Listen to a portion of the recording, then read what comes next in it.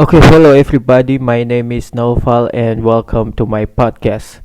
Kali ini kita mau bicarain soal psikologi dan temanya soal burnout nih.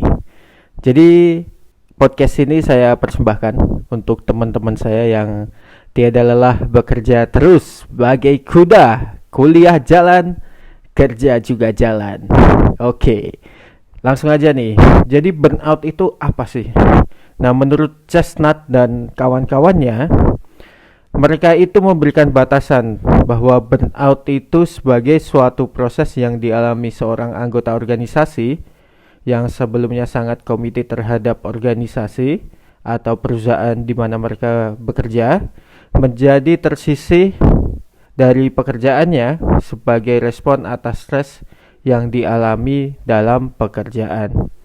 Jadi bisa dikatakan yang tadinya kalian tuh sangat percaya pada tujuan organisasi atau perusahaan di mana kalian bekerja dan kalian tuh bekerja dengan sepenuh hati dan kemampuan, tapi kemudian tersisih dari pekerjaan yang kalian lakukan karena kalian tuh stres seperti itu. Nah, ahli lain mengatakan bahwa burnout ini adalah suatu sindrom kelelahan emosional, fisik dan mental ditunjang oleh perasaan rendahnya self-esteem dan self-efficacy disebabkan penderitaan stres yang intens dan berkepanjangan. Jadi lu tuh stres mulu gitu, gak berhenti-berhenti. Kerjaan jalan, kuliah jalan, mikir terus, gak pernah istirahat gitu ya. Dan akhirnya lu bisa burnout gitu. Nah, tapi kalian pasti juga bertanya-tanya, apakah aku ini burnout atau enggak gitu ya. Nah, gejalanya itu ada 4. Yang pertama, penderita burnout itu mengalami kelelahan fisik. Mereka kekurangan energi dan merasa lelah sepanjang waktu. Dan adanya keluhan-keluhan fisik seperti serangan sakit kepala, mual, susah tidur, dan mengalami perubahan kebiasaan makan. Atau kalian tuh jadi gak nafsu makan gitu. Nah, jadi kalau kalian merasa gejala ini kalian alami, ya bisa jadi itu kalian mengalami burnout. Tapi ada gejala yang lain. Yang kedua itu penderita burnout itu mengalami kelelahan emosional, depresi gitu ya. Perasaan tidak berdaya dan merasa terperangkap di dalam pekerjaannya. Jadi kalian tuh seolah-olah tidak punya kehidupan di luar pekerjaan gitu. Isinya tuh setiap hari kerja kerja kerja dan ya itu akhirnya kalian merasa lelah secara emosional. Lalu gejala yang ketiga, orang-orang yang menderita burnout itu sering menunjukkan kelelahan sikap atau mental. Mereka itu mulai bersikap sinis, nyinyir gitu ya terhadap orang lain, bersikap negatif terhadap orang lain dan cenderung merugikan diri sendiri, pekerjaan, organisasi dan kehidupan pada umumnya. Nah, ini jadi kalau kalian tuh nyinyir sama orang lain, sinis, wah bisa jadi itu kalian burnout. Keempat, kadang penderita burnout itu melaporkan adanya penghargaan diri yang rendah atau feeling of low personal accomplishment. Dan orang yang menderita burnout itu menyimpulkan bahwa dirinya itu tidak mampu menunaikan tugas dengan baik di masa lalu, dan mereka juga beranggapan bahwa di masa depannya itu ya sama saja, tidak berarti gitu. Nah, jadi ini bisa dikatakan merasa gagal gitu ya, dan udah kehilangan harapan, dah lah bodo amat, loss gitu ya. Nah, jadi sebab atau akibat burnout itu apa sih? Jadi sebabnya itu memang para ahli itu belum dapat mencapai kata sepakat. Selain itu banyak bukti penelitian yang menyatakan bahwa gejala burnout itu berhubungan dengan sebab-sebab yang sangat luas ya. Misalnya stres, karir yang terhambat, work overload, dan persepsi ketidakberhasilan seseorang. Jadi gejala penyebab burnout ini itu luas banget dan gak cuma di diri kita sendiri, bahkan dari lingkungan kita bekerja itu juga bisa.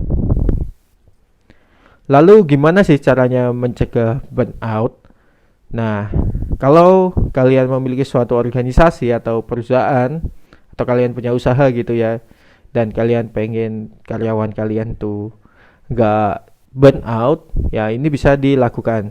Contoh yang pertama adalah job redesign.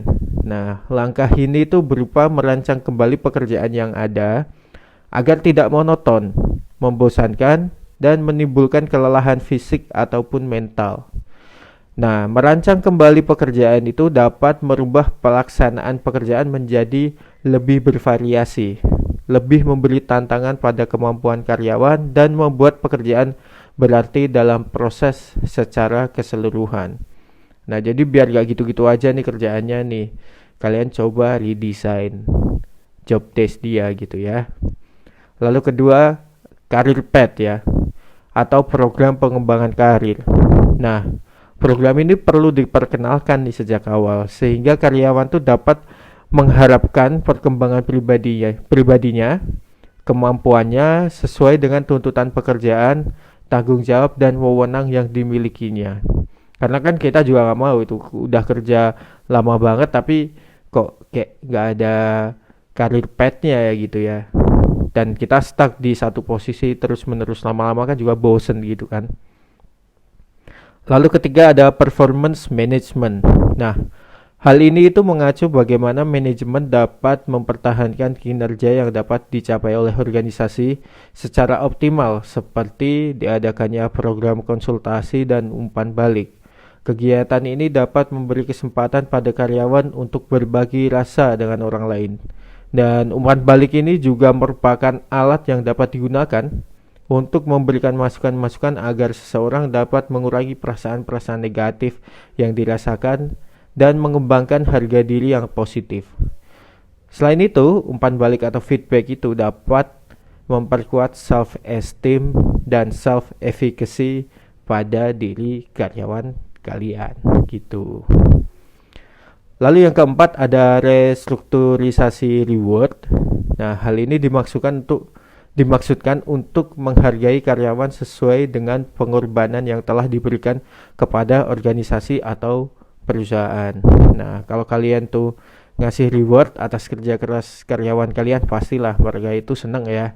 Dan itu juga bikin mereka makin semangat juga untuk mempertahankan kinerja mereka. Nah, itu kan tadi kalau dari organisasi atau perusahaan. Nah, kalau dari diri kita sendiri gimana cara mencegah burnout itu? Nah, ini ada tips-tipsnya. Yang pertama, mencari tahu kapasitas kemampuan diri. Nah, selain mencari tahu dan mengembangkan kemampuan dan potensi dalam diri, ada baiknya kita itu juga mencari tahu kapasitas dalam diri kita dalam melakukan suatu pekerjaan. Kita bisa saja merasa mampu melakukan banyak hal. Kita seolah-olah baik saja saat diberi pekerjaan yang nggak berhenti-berhenti. Namun, apakah benar-benar itu yang kita inginkan dan sanggup lakukan? Jadi lebih baik kalian itu menimbang terlebih dahulu ketika kalian itu mendapatkan suatu tugas atau beban pekerjaan. Yang kedua itu, buat tujuan yang jelas.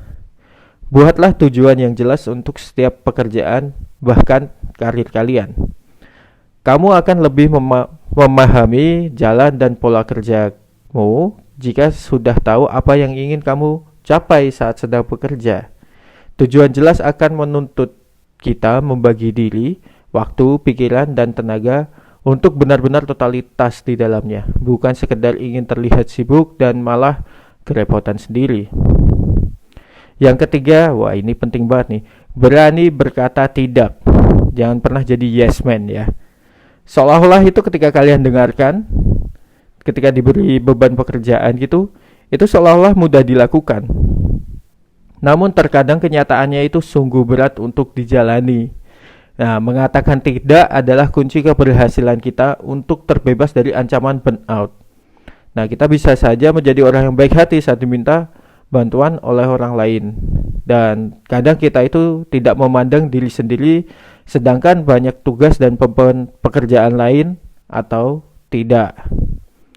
Bahkan kita rela mengerjakan hal yang baru dan membutuhkan effort untuk belajar banyak daripada menolak permintaan orang lain.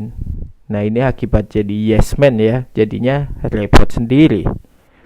Nah, namun ini juga berbahaya juga bagi kondisi kita karena kita tahu kita tidak mampu membagi diri, pikiran, fisik dan juga tenaga.